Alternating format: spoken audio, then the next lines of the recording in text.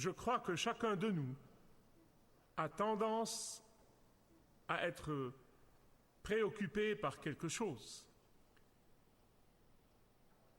Ce qui me préoccupe à moi ne vous préoccupe pas à vous et vice-versa.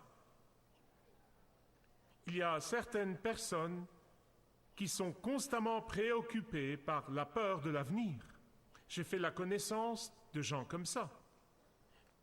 Il y a certaines personnes qui sont préoccupées par l'anxiété par rapport à leur métier, leur travail et l'avenir de leur travail. Il y a certaines personnes qui sont à jamais préoccupées et chagrinées à cause de la perte d'un bien-aimé.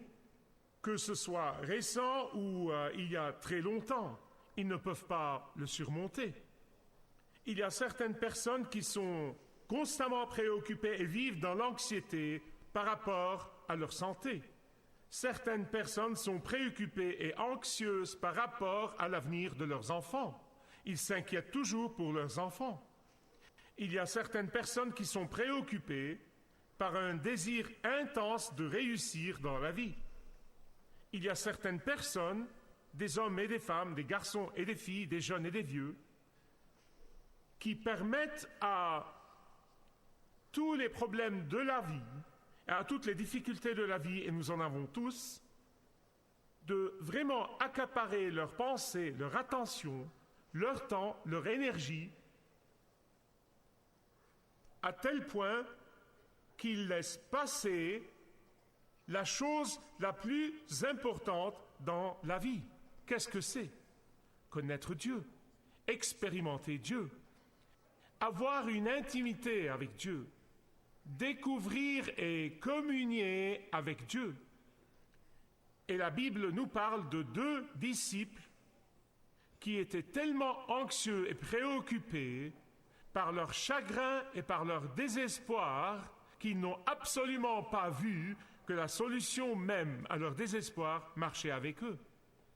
Ils ont suivi Jésus, ils ont aimé Jésus. La Bible ne les aurait pas appelés disciples s'ils n'avaient pas marché avec Jésus, écouté l'enseignement de Jésus, mais parce qu'ils n'ont pas écouté ce que Jésus leur avait dit encore et encore et encore et encore pendant 3 ans et 1 tiers, parce qu'ils n'ont pas écouté les paroles du Seigneur Jésus-Christ pendant sa vie terrestre et son ministère terrestre, quand ils ont vu la crucifixion, ils se sont tellement enlisés dans le chagrin à cause de sa mort qu'ils ont failli laisser passer la joie, la paix et la puissance et l'espérance de la résurrection.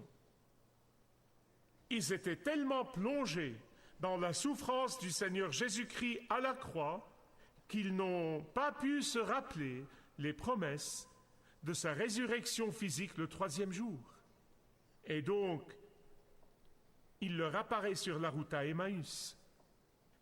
Quand ces 2 disciples qui vivaient à Emmaüs ont vu l'horreur de la crucifixion, ils ont perdu toute espérance. Ils ont fait ce que font tant de gens, ils ont voulu rentrer chez eux et fermer la porte, se mettre au lit et mettre la couverture sur la tête et décider d'être déprimés pour le restant de leur jour.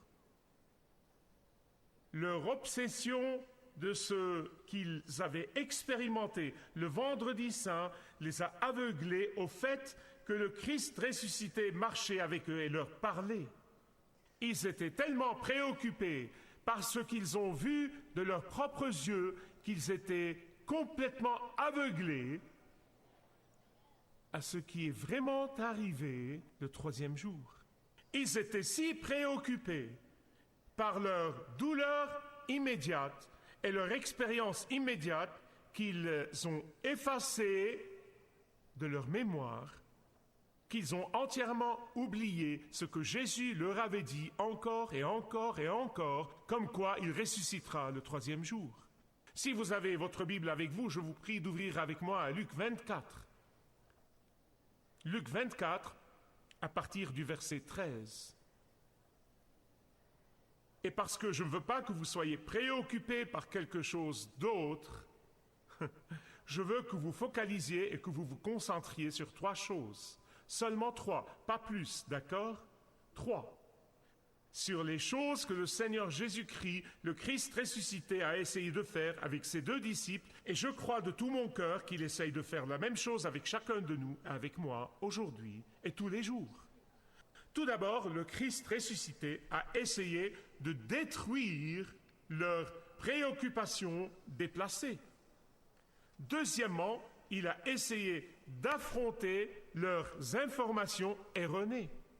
Et troisièmement, le Christ ressuscité a essayé de corriger leur contemplation erronée.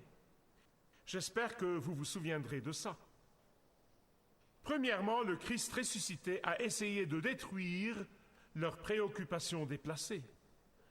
Le verset 13 de Luc 24 nous dit que ces 2 disciples sont restés à Jérusalem jusqu'au début du 3e jour, puis ils ont décidé de rentrer chez eux.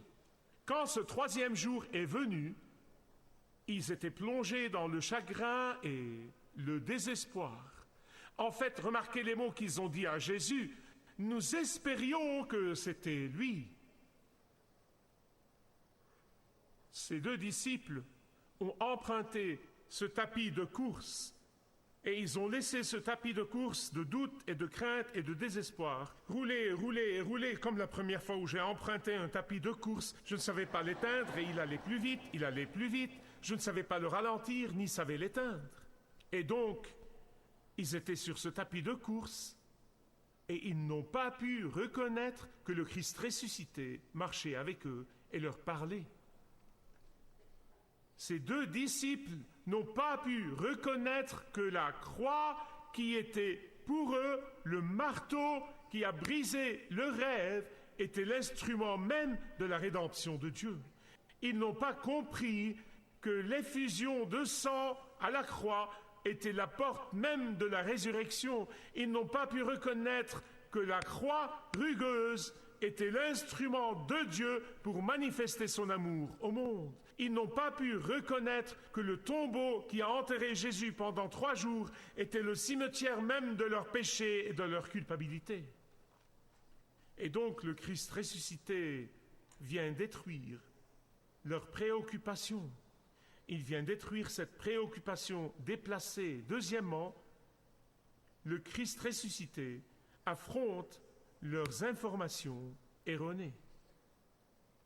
Écoutez ce que Jésus leur a dit, Luc 24, versets 25 et 26. « Esprit sans intelligence. » Vous dites, bon sang, Jésus est dur. Eh bien, c'est vraiment une réprimande très douce. Esprit sans intelligence, vous êtes bien lents à croire tout ce qu'ont déclaré les prophètes. Ne fallait-il pas que le Christ souffrit cela et qu'il entrât dans sa gloire? Vous savez, il y a tant d'informations erronées qui circulent aujourd'hui et se répandent partout, et les gens ne mettent pas en doute leur véracité parce qu'ils ne se donnent jamais la peine de vérifier les faits eux-mêmes. Nous avons tellement d'informations erronées qui circulent, des informations erronées qui disent qu'il y a beaucoup de chemin à Dieu, des informations erronées qui disent que Jésus n'est pas le seul chemin au ciel, des informations erronées qui disent que toutes les religions sont vraies, des informations erronées qui disent que toutes les vérités se valent, des informations erronées répandues un peu partout. Et aujourd'hui, comme à cette époque-là, le Christ ressuscité affronte toutes les informations erronées et il les affronte dans votre vie et il les affronte dans ma vie. Comme il a fait avec ses 2 disciples. Vous savez pourquoi Jésus et sa parole affrontent ces informations erronées? Parce qu'il vous aime, parce qu'il se soucie de vous, parce qu'il se soucie de votre avenir éternel, parce qu'il se soucie de votre vie, parce qu'il a payé au prix fort pour vous sauver éternellement, parce qu'il désire que vous le connaissiez à sa façon, parce qu'il désire que vous communiez avec lui à sa façon. Et donc le Christ ressuscité dit aux 2 disciples qu'ils auraient dû avoir un peu plus de bon sens, qu'ils auraient dû comprendre. S'ils avaient cru la parole de Dieu, qui est la Bible juive que nous appelons l'Ancien Testament, s'ils avaient cru la parole de Dieu, ils auraient su des pages de l'Ancien Testament que la tombe ne pouvait pas retenir le Messie du Seigneur. Ils auraient su que la tombe ne pouvait pas retenir le Seigneur de l'univers, que la tombe ne pouvait pas gagner, que la tombe a été vaincue une fois pour toutes par le Fils de Dieu. Quelles que soient les informations erronées que vous avez, le Seigneur Jésus-Christ veut, avec amour, affronter ces informations erronées pour vous mettre sur la bonne voie et marcher avec lui, communier avec lui, recevoir son pardon, sa paix et sa joie et vivre avec lui pour toujours dans le ciel. La Bible dit que si Jésus-Christ n'était pas ressuscité d'entre les morts, nous, les chrétiens, serions les plus à plaindre de tous les hommes, car nous aurions immortalisé une farce. Ces gens qui sont morts et qui ont été brûlés au bûcher au 1er siècle, les disciples ont tous été brûlés au bûcher ou ont été précipités de plus de 30 mètres du pinacle du temple. Ils ont été précipités à la mort comme l'apôtre Jacques. Ceux qu'on a traînés dans les rues d'Alexandrie comme Marc, ces apôtres et ces disciples de Jésus-Christ seraient morts en vain pour un mensonge et une farce. Et c'est pourquoi Paul a dit, si Jésus-Christ n'a pas ressuscité d'entre les morts, nous sommes à plaindre plus que toute l'humanité. Notre foi dépend entièrement de la résurrection de Jésus-Christ. Sir Edward Clark, un des avocats et des politiciens les plus brillants de l'Angleterre, a voulu écrire un livre pour réfuter la résurrection. Et étant un homme honnête, il a commencé à examiner les preuves. Laissez-moi vous citer ce qu'il a dit. Il a dit, comme avocat, j'ai fait une étude prolongée des preuves des événements de la résurrection. Pour moi, les preuves sont concluantes encore et encore et encore. Dans la Cour suprême, dit-il, j'ai obtenu des verdicts avec des preuves qui étaient loin d'être aussi convaincantes. Fin de la citation. Vous voyez, mes amis, ce n'est pas une question de preuve. Ce n'est pas une question de preuve. Il n'y a pas un seul historien honnête, et l'accent ici est sur le mot honnête, qui prendrait les preuves de la résurrection et les soumettrait aux tests normaux de l'histoire, qui ne conclurait que Jésus-Christ a ressuscité de la tombe. Mais la question est, l'inviterez-vous à votre vie? Là est la question. L'inviterez-vous à votre vie comme votre Sauveur et comme votre Seigneur? L'inviterez-vous comme ont fait ces deux disciples? Lui ouvrirez-vous votre cœur? Le recevrez-vous? Pour qu'il vous donne l'assurance de votre propre résurrection, de votre propre vie éternelle? Le Christ ressuscité a détruit leurs préoccupations déplacées et il a affronté leurs informations erronées. Et troisièmement, le Christ ressuscité a corrigé leurs contemplations erronées. Regardez les versets 30 et 31, versets 30 et 31 de Luc 24. Or, quand il se fut mis à table avec eux, il prit le pain, prononça la bénédiction, le rompit et le leur donna. Alors leurs yeux furent ouverts et ils le reconnurent, puis il leur devint invisible.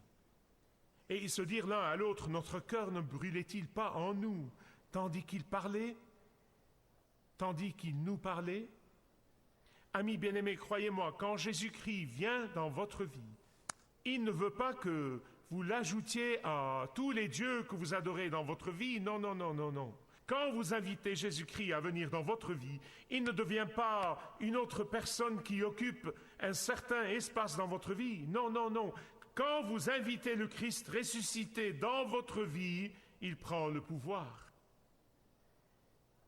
Je ne sais pas si vous y avez pensé, mais moi j'y ai beaucoup pensé.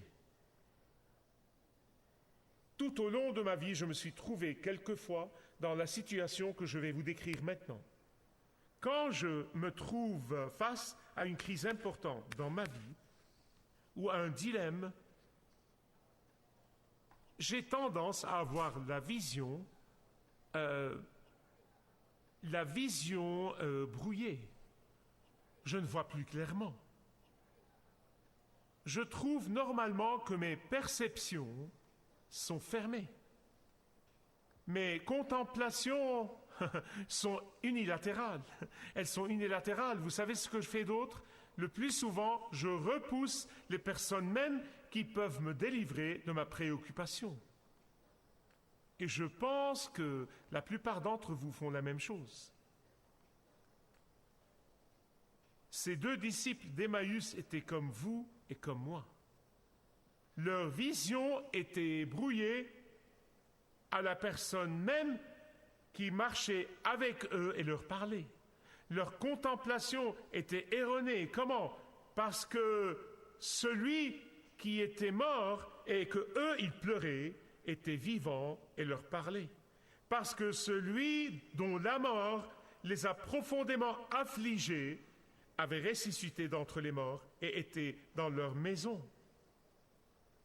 Et dès qu'ils l'ont reconnu, il s'est éclipsé.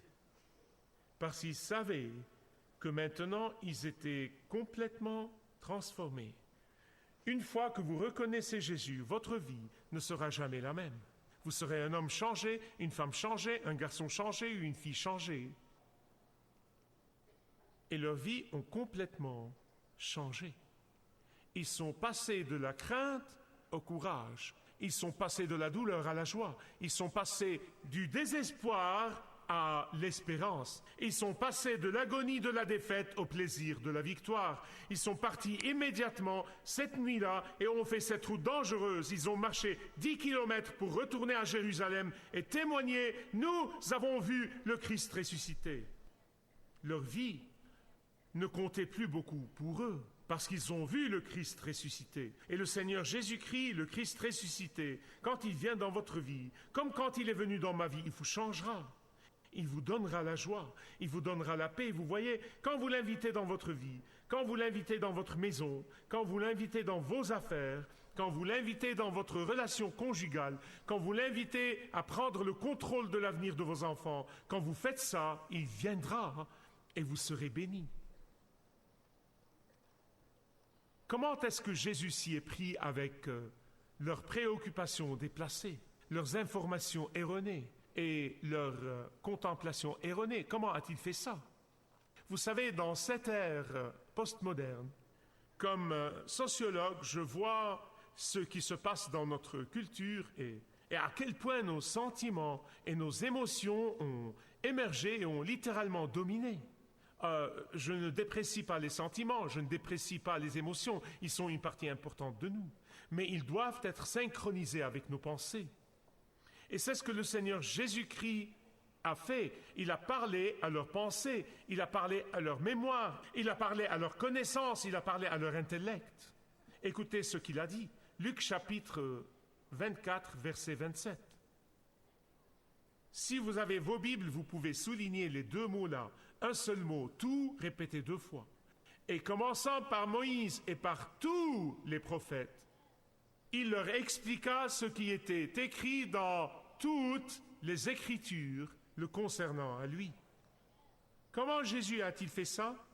Très probablement, comme il a dit, commençant par Moïse, il leur a indiqué le livre de Deutéronome, chapitre 18, et il leur a montré comment Moïse a prophétisé sa venue, quand il a dit « Le Seigneur, ton Dieu, te suscitera du milieu de toi un prophète comme moi. » Ensuite, il est sans doute allé de là à David, et il leur a montré comment dans les psaumes écrits 1000 ans avant la naissance de Jésus-Christ, David a vu Jésus, il a vu Jésus glorifié à la droite de Dieu.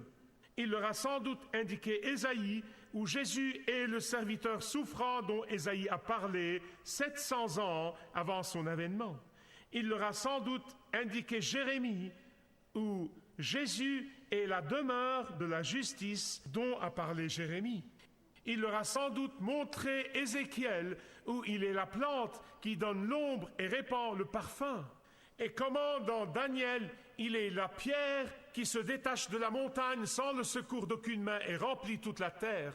Et comment dans Osée, il est le lit des champs. Et comment dans Joël, il est l'espérance de son peuple. Et comment dans Amos, il est le laboureur qui suit de près le moissonneur. Et comment dans Abdias, il est le libérateur de la montagne de Sion. Et comment dans Jonas, il est l'accomplissement du signe de Jonas. Et comment dans Michée, il est la miséricorde de Dieu. Et comment dans Naoum, il est sur la montagne proclamant la paix.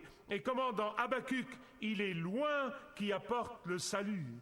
Et comment dans Sophonie, il est la parole pure de Dieu. Et comment dans Agé, il est le bâtisseur de la maison de Dieu. Et comment dans Zacharie, il est l'aube de la sainteté. Et finalement, dans le dernier livre de l'Ancien Testament, le livre de Malachie, il leur a montré comment Jésus est réellement le feu d'affineur. Il est le soleil de la justice. Il est le Christ ressuscité. Il est l'alpha et l'oméga. Il est le début et la fin. C'est comme ça qu'il a fait ça.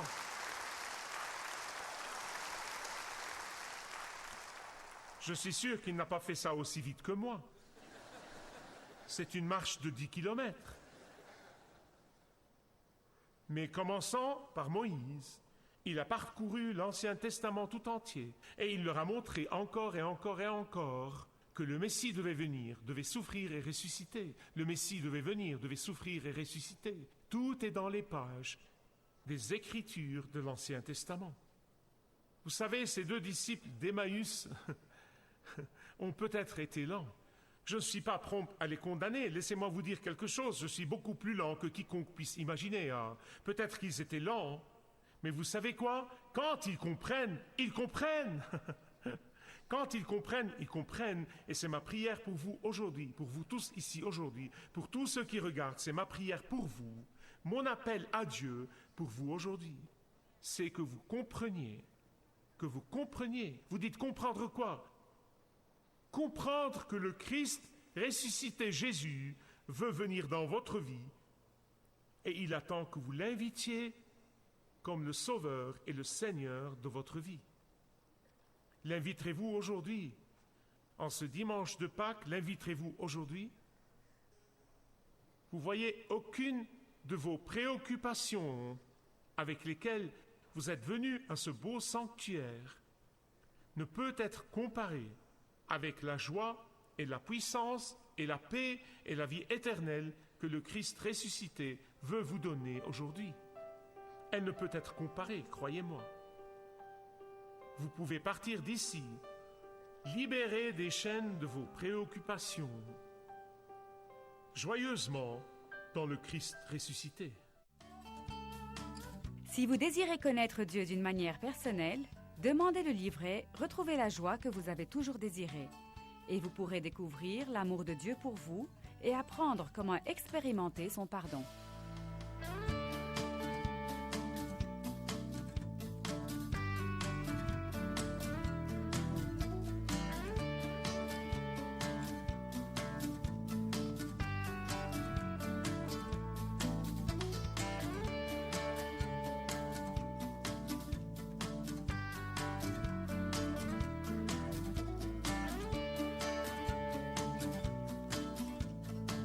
Si vous avez une relation personnelle avec Dieu et vous êtes intéressé à marcher plus intimement avec lui, demandez le livret « 7 pas sur le chemin de la foi » qui vous guidera dans une relation plus profonde avec votre Père Céleste. Demandez votre livret gratuit.